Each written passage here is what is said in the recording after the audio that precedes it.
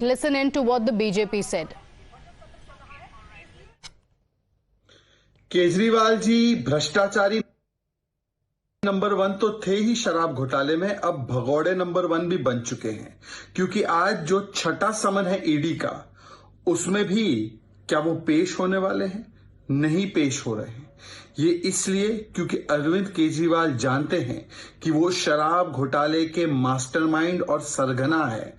और इसीलिए जो लोग अन्ना हजारे के आंदोलन में कहते थे कि पहले इस्तीफा होगा फिर जांच होगी, आज इस्तीफा तो दूर की बात, जब कोर्ट राहत नहीं देता है तो वो लोगों को कट्टर ईमानदार कहते हैं और फिर जांच में शामिल होने से भी कतराते हैं। और देखिए ABCD चल रहा है। A for avoid summon, B for भाग जाओ फ्रॉम समन, C फॉर छुप जाओ फ्रॉम समन और D for divert from someone.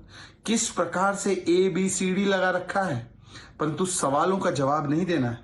शराब घोटाले पर 2.5% से 12% कमीशन कैसे हुआ, हजारों करोड़ रुपए कोविड के काल में शराब घोटालेबाजों को कैसे मिले, ब्लैक लिस्टेड कंपनी को कैसे दे दिया, मैन्युफैक्चरिंग और होलसेल जो है प्राइवेट सेक्टर को कैसे दे दिया, ये सवालों का जवाब नहीं देना है।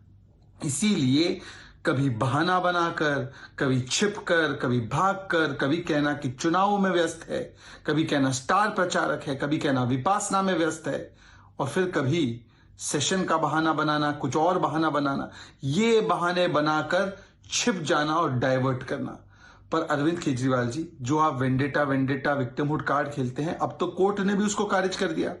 कोर्ट ना बेल दे रही है, 338 करोड़ का मनी ट्रेल कह रही है, सुप्रीम कोर्ट तक बेल रिजेक्ट हुई है। सुप्रीम कोर्ट के अलावा लोअर कोर्ट ने भी आपको समन्स में कोई राहत नहीं दी है, कहा है कि समन्स में तो पेश होना पड़ेगा। All right, a lot more political reactions expected for that. Tejshri, for the moment, thank you for joining us with those details.